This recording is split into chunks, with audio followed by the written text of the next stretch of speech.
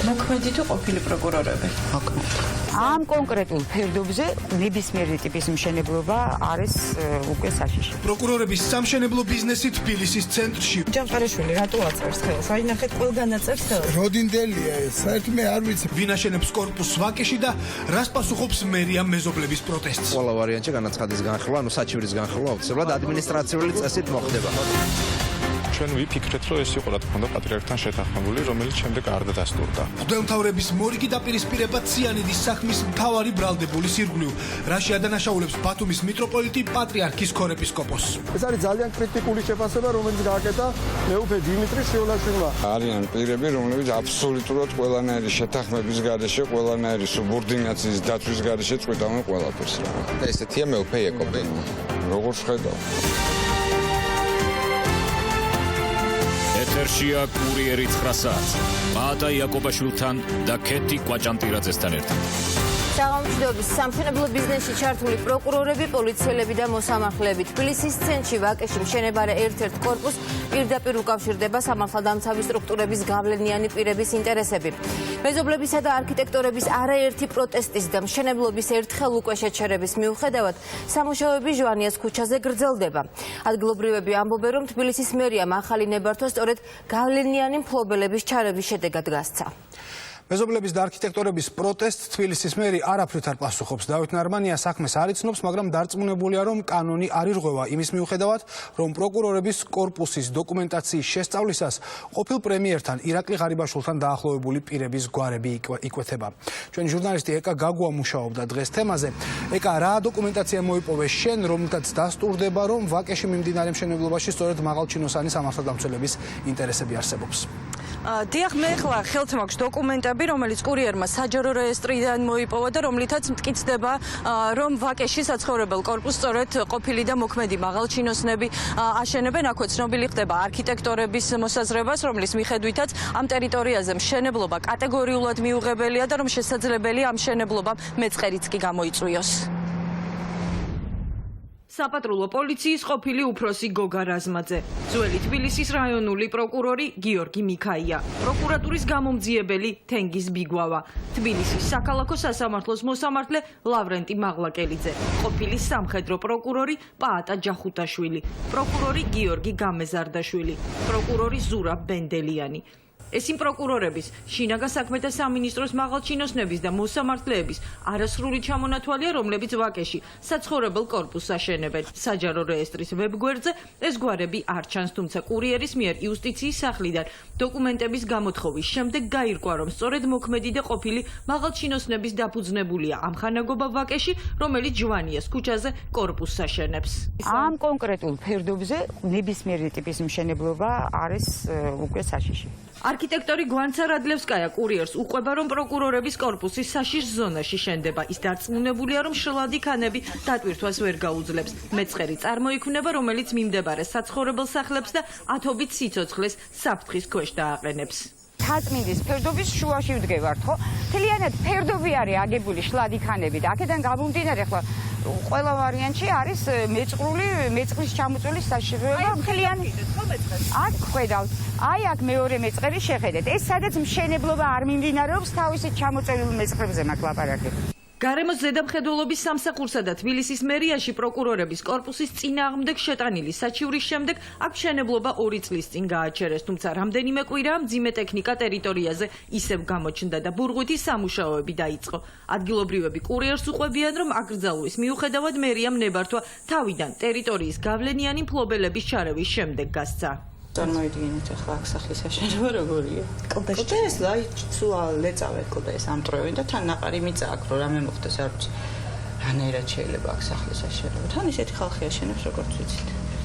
რაღაცა. მოქმედი თუ ყოფილი პროკურორები? მოქმედი.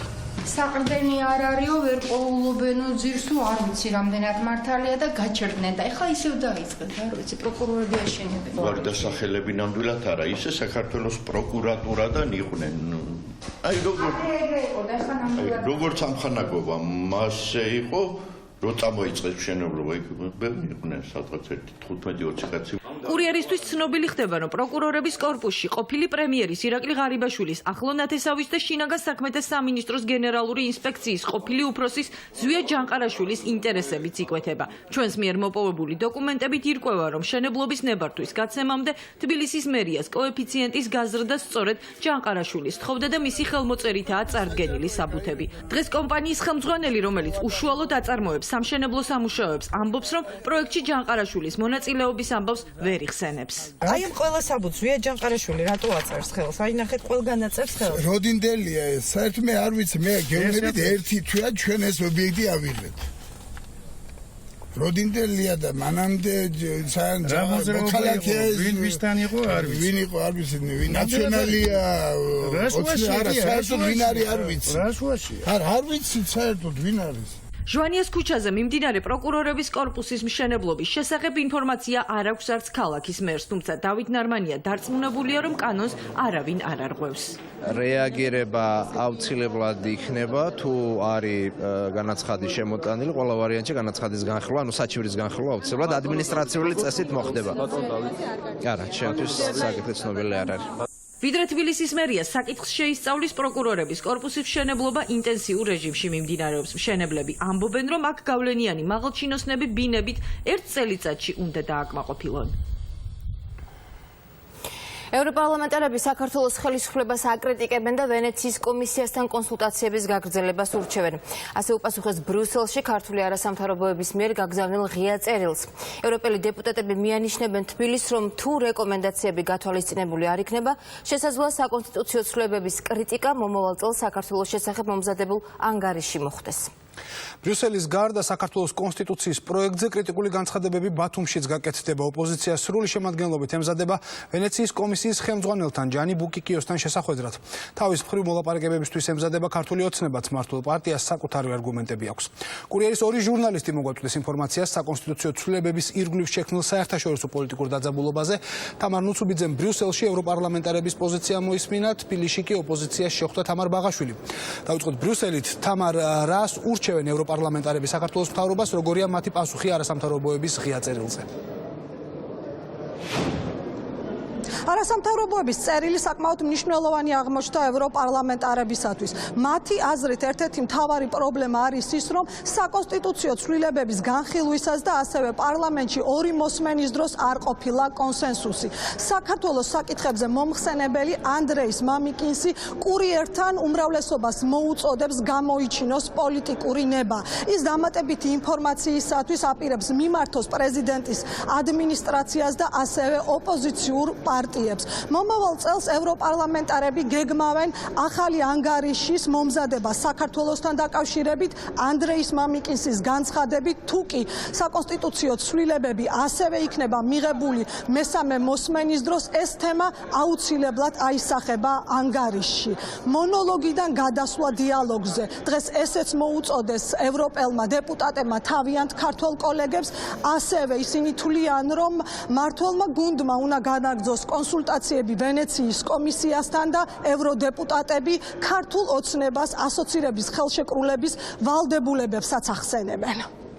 unacceptable situation because during my ასეთი სიტუაცია მიუღებელია. საპარლამენტო არჩევნების შემდეგ საქართველოში 4-ჯერ ვიმყოფებოდი. ვეკითხებოდი ჩემს კოლეგებს ქართული ოცნებიდან რის გაკეთებას აპირებდნენ. მათი პასუხი იყო, რომ ცვლილებებს ნაბიჯ-ნაბიჯ გაატარებდნენ, რომ კონსულტაციები ექნებოდათ ვენეციის კომისიასთან. მაგრამ საქართველოს პარლამენტში ერთმანეთის მიყოლებით ორი მოსმენით კანონპროექტის მიღება ოპოზიციის აზრის გათვალისწინების გარეშე ძალიან შემაშფოთებელია.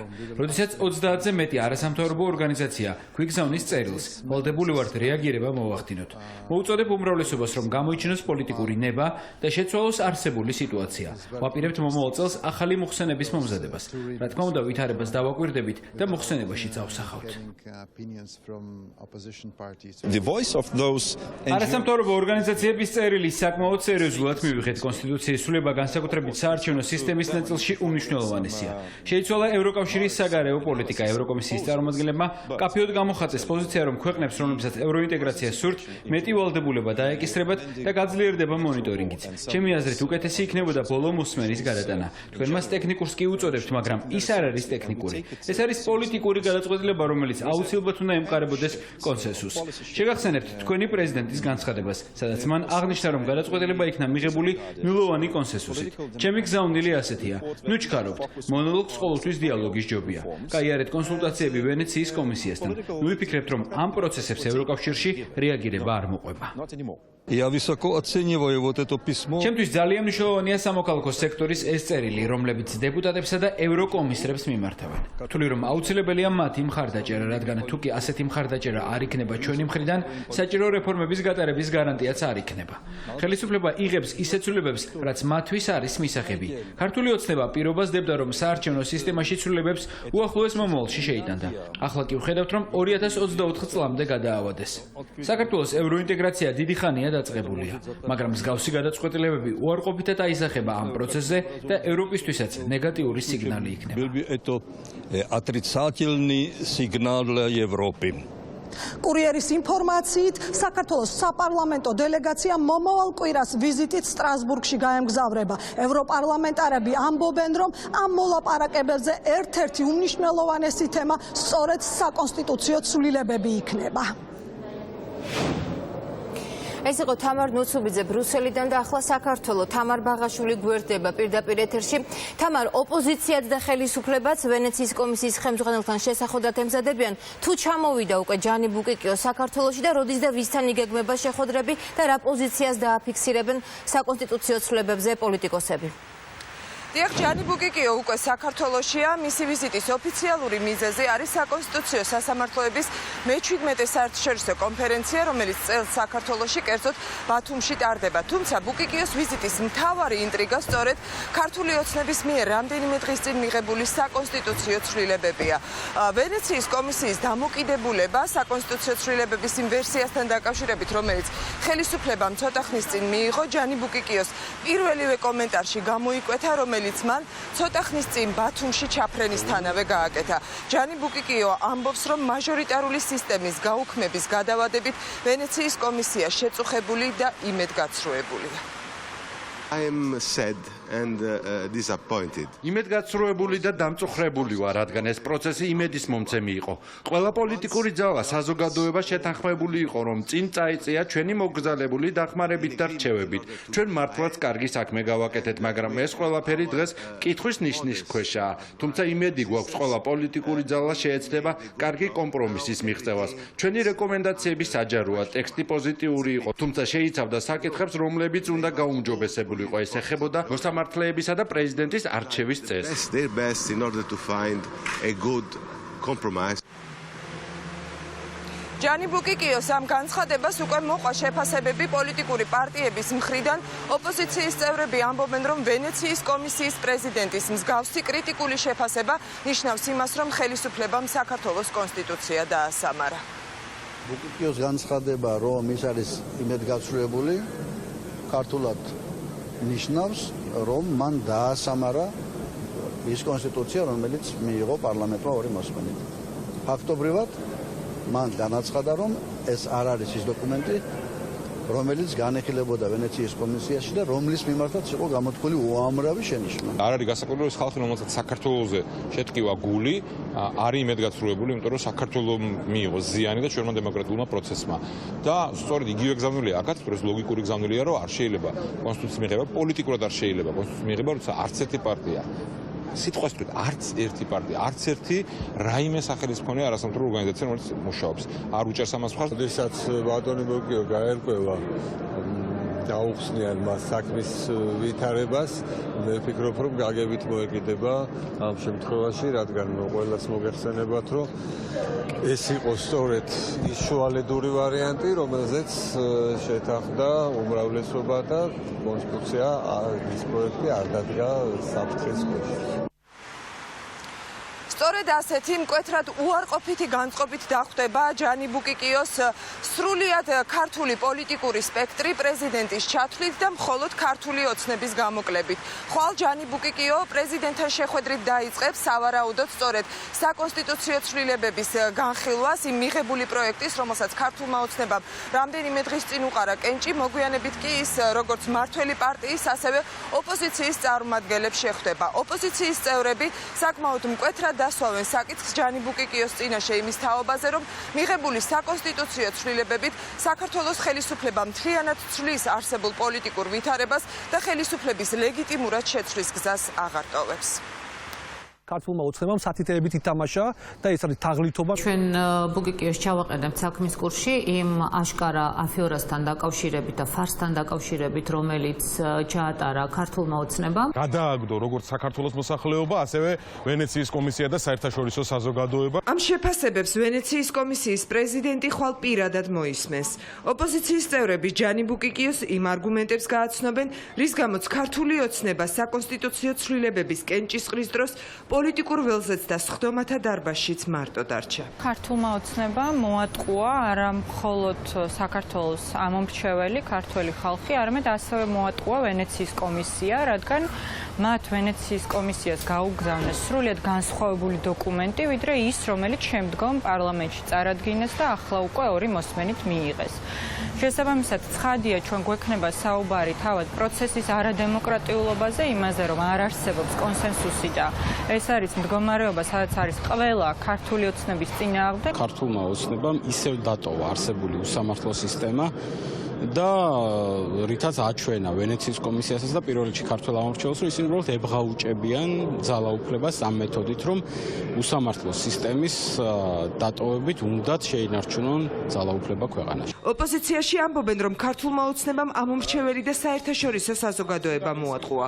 ცვლილებების პროექტი, რომელზეც ვენეციის კომისია თვეების განმავლობაში მუშაობდა, მმართველმა პარტიამ კენჭისყრამდე 2 დღით ადრე ახალი რადიკალურად განსხვავებული დოკუმენტი ჩაანაცვლა. არასაპარლამენტო ოპოზიცია დარწმუნებულია, რომ ამ კანონის შემდეგ ხელისუფლების ცვლილების ლეგიტიმური გზა აღარ რჩება და ქვეყანა რევოლუციური საფრთხის წინაშეა. ჩვენ გვინდა გავაფრთხილოთ ბატონი ბუკიკიო, რომ ჩვენ რა თქმა უნდა გვაქვს საერთაშორისო თანამეგობრობის სამართლიანობის იმედი და მათ უნდა ესმოდეთ, რომ თუ ისინი არ განახორციელებენ სამართლებრივ და სამართლიან ზეწოლას ხელისუფლებაზე და თუ იქნება ქვეყანაში ისეთი სიტუაცია, როდესაც არც ქვეყნის შიგნით და არც ქვეყნის გარეთ არ იქნება ელემენტარული პირობები იმისათვის, რომ ქვეყანაში არჩევნების გზით შეიცვალოს ხელისუფლება, ეს რა თქმა უნდა გამოიწვევს აუცილებლად დაპირისპირებას, გამოიწვევს არასტაბილურობას და გამოიწვევს ხელისუფლების რევოლუციური გზით შეცვლის აუცილებლობას. ყველა გზა ხელისუფლების ცვლილების არჩევნების გზით იკეტება.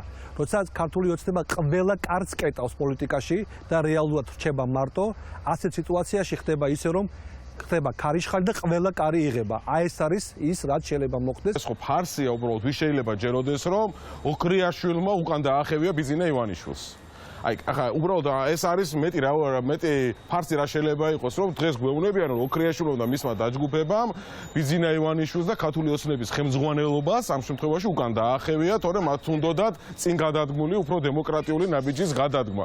და გვეუბნებიან და ქალბატონი ბესელია გვეუბნება, რომ ეს არის უპრეცედენტო ფაქტი, რომ მოხდა შეთანხმებული კონს, ვისთან შეთანხმდნენ, საკუთარ თავებთან შეთანხმდნენ ალბათ. ჯანი ბუკიკიოსთან შესახვედრად ემზადება ქართული ოცნებაც. ხელისუფლებაში ამბობენ, რომ ვენეციის კომისია არ მოუტყუებიათ და შეთანხმებულ ვარიანტში მხოლოდ ტექნიკური ცვლილებები შეიტანეს. ეს არ ვიცი, შეიძლება რუსთავის ვერსია არის, სულ სხვა განვიხილეთ, ან ოპოზიცია ამბობს ამას. ჩვენ არასდროს არ გვითქვამს, რომ სულ სხვა განვიხილეთ. რაც შეეხება ტექნიკურ საკითხებს, მათ შორის პროპორციულ სისტემაზე, პროპორციული არჩევნების თარიღს. ეს ტექნიკური საკითხია. ვფიქრობ, რომ ეს არ არის პრინციპის საკითხი. ოპოზიცია საერთაშორისო თანამეგობრობისგან მკაცრ რეაგირებას ელოდება. პოლიტიკური სპექტრი მოითხოვს, რომ ხელისუფლებამ საკონსტიტუციო ცვლილებების მესამე მოსმენით მიღება შეაჩეროს და ახალი დოკუმენტის დამტკიცებამდე ვენეციის კომისიასთან კონსულტაციები და საერთო სახალხო განხილვების ახალი რაუნდი დაიწყოს. პოლიციამ ცოცხალი ადამიანი გარდაცვლილად გამოაცხადა. შემთხვევა სამტრედიაში მოხდა, სადაც ტყეში ნაპოვნი დასახიჩრებული გვამი გაუჩინარებული მეზობლის ცხედრად მიიჩნიეს და დაკრძალეს. საქმის მასალებიდან ირკვევა, რომ პოლიციამ ექსპერტიზის ბიუროს მხოლოდ გარდაცვალების მიზეზის დადგენა მოსთხოვა და არა ცხედრის იდენტიფიცირება. შედეგად საპატიმროში მყოფმა 46 წლის მამაკაცმა ინფორმაცია საკუთარი გარდაცვალების შესახებ ტელევიზიით შეიტყო. ციხიდან გამოსვლის შემდეგ კი საკუთარ საფლავზეც დადის. ამბობდნენ თქვენზე, ხო? ჩემზე ლაპარაკი. მე კლუჩინიქს დოგაგუნე და მე ვარ ცოცხალი ვარ, აი ადამიანი მე ვარ, აგერ ვარ. თქვენთან ვარ, აგერ მესამე თვეა უკვე. საკუთარი გარდაცვალების ამბავი ვიაჩესლავ ბრუშკოვმა ციხის საკანში გაიგო. 46 წლის სოციალურად დაუცვალი და მარტოხელა ბრუშკოვი სამტრედიიდან 2015 წელს გაუჩინარდა. რამდენიმე თვიანი ძებნის შემდეგ სამტრედიის პოლიციის სამმართველოს თანამშრომლებმა ადგილობრივების თქმით აცნობეს, რომ დაკარგული გარდაცვლილი იპოვეს. მეზობლებმა მამაკაცი მშობლების საფლავზე დაკრძალეს. 2 წლის წინ დაკარგული ბრუშკოვი კი მოულოდნელად სახლში დაბრუნდა. გაირკვა, რომ მამაკაცი ბათუმის მესამე დაწესებულებაში ქურდობის ბრალდებით სასჯელს იხდიდა. მე რო გამევედი, დედაჩემის და მამაჩემის საფლავით გასაცმენდა პირდაპირ ფეხებსთან იქით იყო ვინც ახალი მეცვალებული. ვინა ახლა არ ვიცი, არ ვიცი. მე აგერ ვარ, ცოცხალი ადამიანი ვარ. და ის პოლიციას აღარ მოუკითხია, მე ის მიცვალებული ვინ იყო? არა, ბავშვი არ ჩუკითხიან არაფერი. ეს არის ის ადგილი, სადაც ნახეთ ტარი ბრუშკოვი, ვითომ ბრუშკოვი. მამაკაცის ცხედარი ადგილობრივებას სამტრედიასთან ახლოს ტყეში 2015 წელს იპოვნეს და პოლიციას შეატყობინეს. ცხედარი სამართალდამცველებმა ქუთაისის ექსპერტიზის ბიუროში გადაასვენეს. მეორე დღეს კი მეზობლებს დაუდასტურეს, რომ გვამი ექსპერტიზის შედეგების მიხედვით ბრუშკოვს ეკუთვნოდა. თავად მეზობლებმა კი ცხედრის ამოცნობა დაზიანებების გამო ვერ მოახერხეს. ვინ დაკრძალეს ვიაჩესლავ ბრუშკოვის ნაცვლად ადგილობრივებმა დღემდე არ იციან. პოლიცია 15 დღის მერე მოვიდა და წამიყვანა ტყე იყო და ტარი მანახვა იქ რომ აგიას ამერიც ამოცნობაზე წამიყვანა. მაგრამ ამოსასნობა ძალიან ძნელი იყო, თავი არ ჰქონდა, ფეხები არ ჰქონდა. ტანსაცმელიც ვერც ამევიცანი და კიც ამევიცანი და დავადასტურეს რომ სლავ გაიყო და დავმარხეთ. ექსპერტიზა თუ ჩაუტარდა გვამს?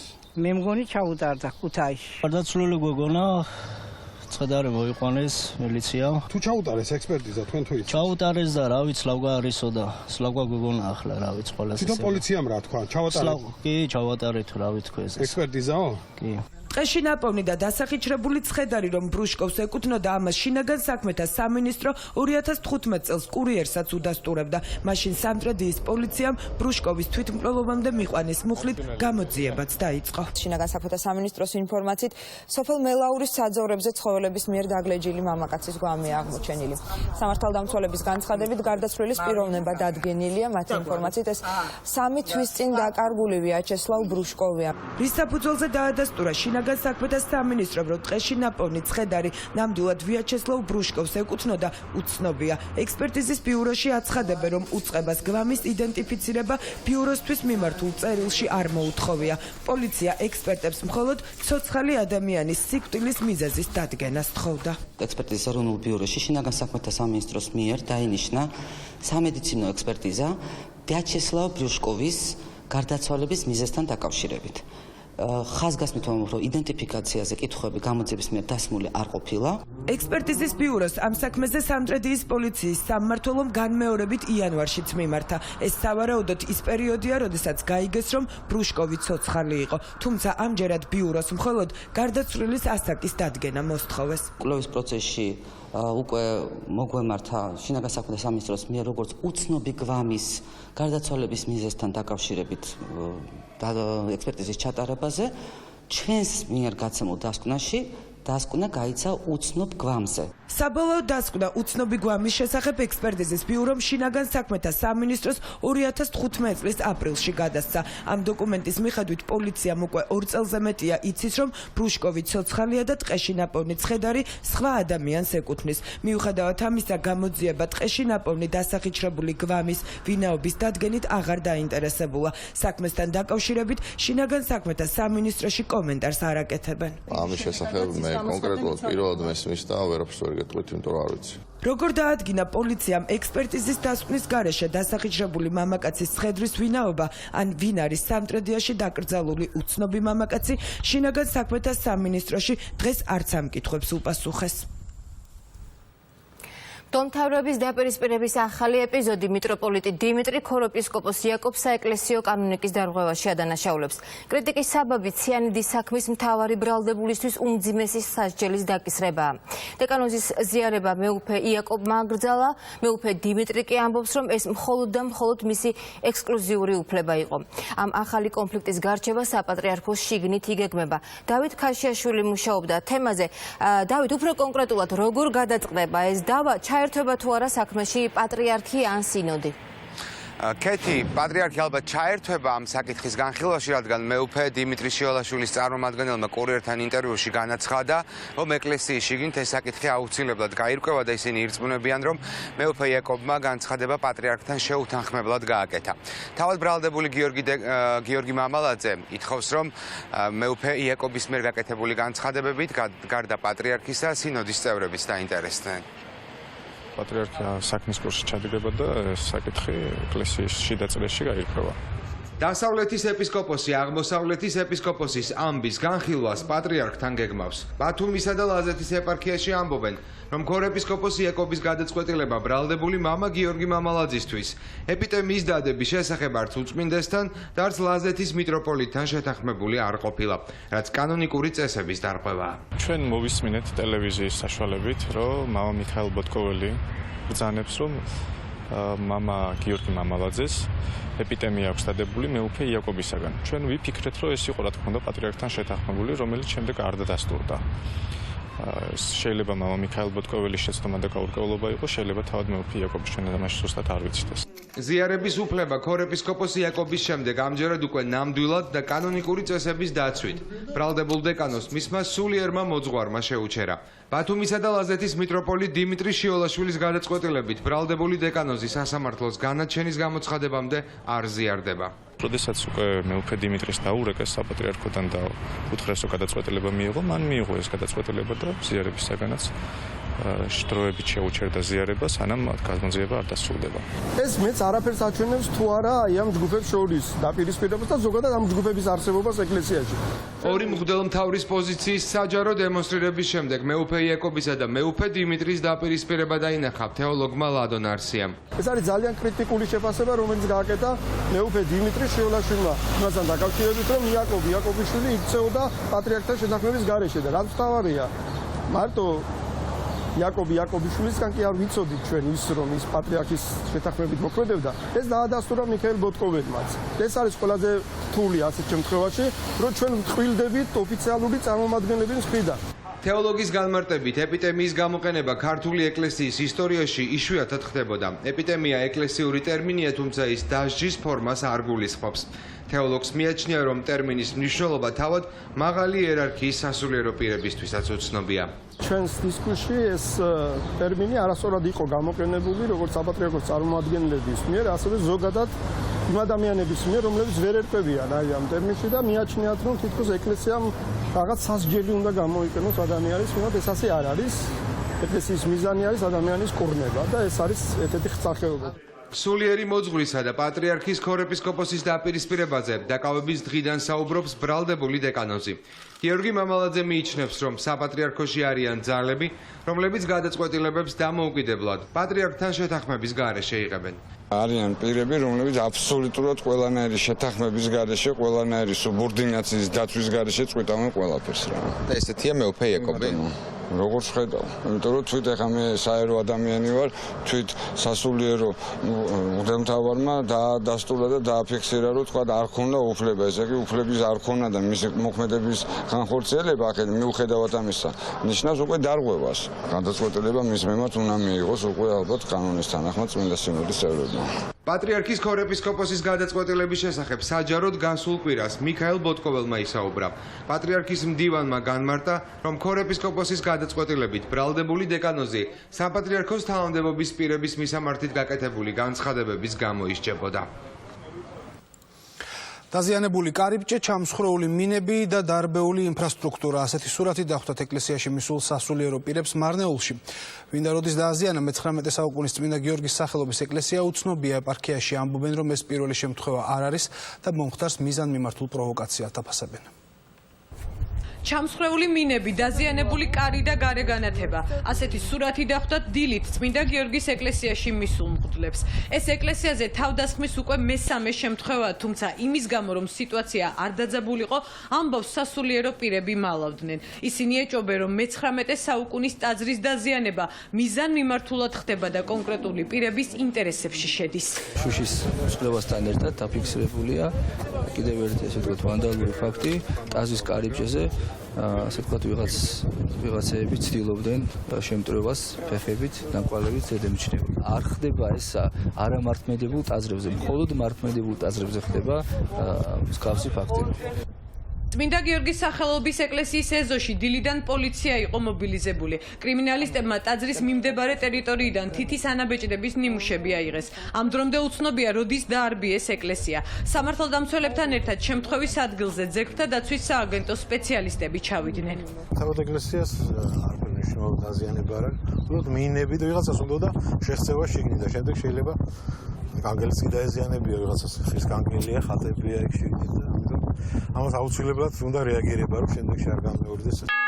ეკლესიის დარბევიდან მალევე მარნეულისა და ხუჯაბის ეპარქიამ განცხადება გავრცელა, სადაც მომხდარს ვანდალური და ბარბაროსული აქტი უწოდეს. ეპარქიაში ფიქრობენ, რომ მრავალ ეთნიკურ მარნეულის რაიონში ქართულ ეკლესიაზე თავდასხმის მიზანი რეგიონში რელიგიური შუღლის გაღვივებაა. პროვოკაციებია, რომელთაც ჩვენი აზრით მავარნი ცდილობენ რომ დაზაბონ ჩვენს ასე ვთქვათ მრავალ ეთნოს შორის სამეზობლო თბილი ურთიერთობები. წმინდა გიორგის სახელობის ეკლესიაზე თავდასხმის ფაქტს ადგილობრივი მოსახლეობის პროტესტი მოჰყვა. რა უწოდო არ ვიცი.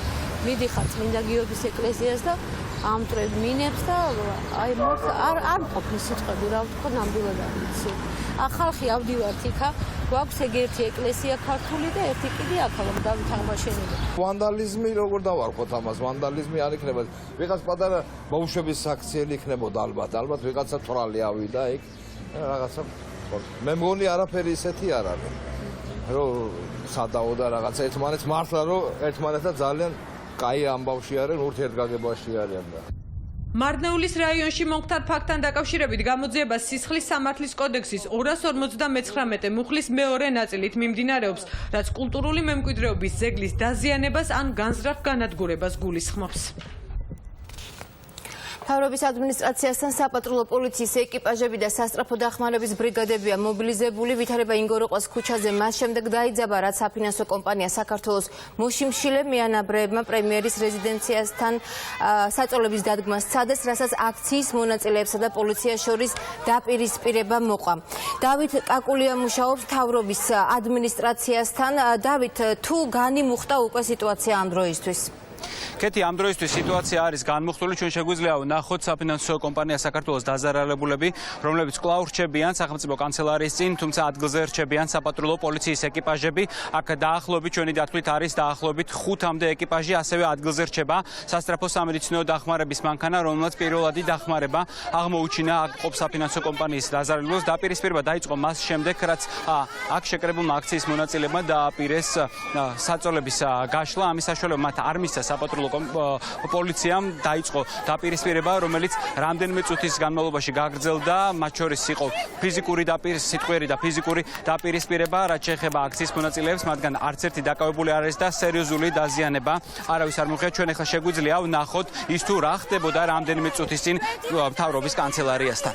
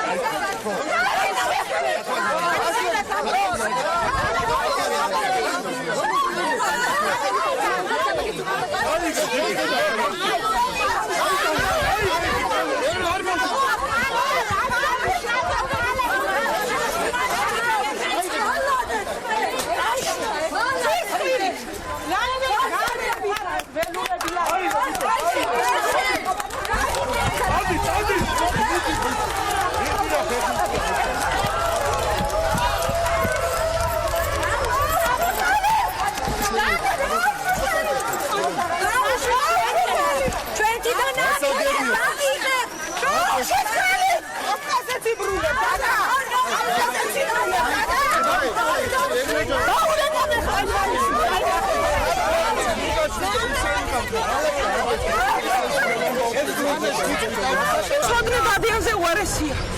აი ამ მდგომარეობით გამოიძახით სასწრაფო ამ კრიზისურ მდგომარეობაში ამ სამდღიან თავად დასხმულები ვართ. ციგანაცაც ირა ბოშათა ბანაკად ვართ ხსეულები. კიდევ ჩვენ დავხსინიან არც ერთი კარი ჩვენთვის არ გაღებულა. არც ერთ ადამიანურად ჩვენთვის რაიმე რეალური აზრი და იდეა არ შემოგთავაზებულა. ჩვენ მივიღეთ ეს გამოწვევა, მაგრამ უხმაუროდ სიკვდილს არ ვაპირებთ. ჩვენ დავიხოცებით ყველანი ერთად, მაგრამ არა მტკვარში. ბრძოლის ველი ჩათვალეთ, რომ ეს არის ჩვენი ბრძოლის ველი და დიდგორი. მადლობა. როგორც გითხარით, აქცია გრძელდება. აქ სახელმწიფო კანცელარიასთან კვლავ არის მობილიზებული საპატრულო პოლიციის ეკიპაჟები, ასევე ადგილზე იმყოფება სასწრაფო სამედიცინოს დახმარების ბრიგადა, რომელმაც უკვე რამდენიმე დაზარალებულს აღმოუჩინა დახმარება. სერიოზული დაზიანება ჩვენს ხელთ არსებული ინფორმაციით არც ერთ აქციის მონაწილეს არ მიუღია, მიუხედავად იმისა, რომ სერიოზული ფიზიკური შეხლა-შემოხლა იყო ინგოროყვას ქუჩაზე. აქციის მონაწილეებმა ერთგვარი ულტიმატუმის კი წაუყენეს მთავრობას იმ შემთხვევაში, თუ მათ პრემიერ-მინისტრი გიორგი კვირიკაშვილი არ შეხვდება, ისინი პარასკევიდან უკვე აანონსებენ უფრო მასშტაბურ აქციებს. დაახლოებით რამდენიმე წუთში კი საფინანსო კომპანია საქართველოს დაზარალებულები ელოდებიან სახალხო დამცველის აპარატის წარმომადგენლის მოსვლას, რომელიც მიიღებს ინფორმაციას უშუალოდ იმაზე, თუ რა მოხდა რამდენიმე წუთის წინ სახელმწიფო კანცელარიასთან. მადლობთ დავით კაკულია საუბრობდა პირდაპირ ეთერში, კურიერი პირდაპირ ეთერში რამდენიმე წუთში რეკლამის შემდეგ დაბრუნდება.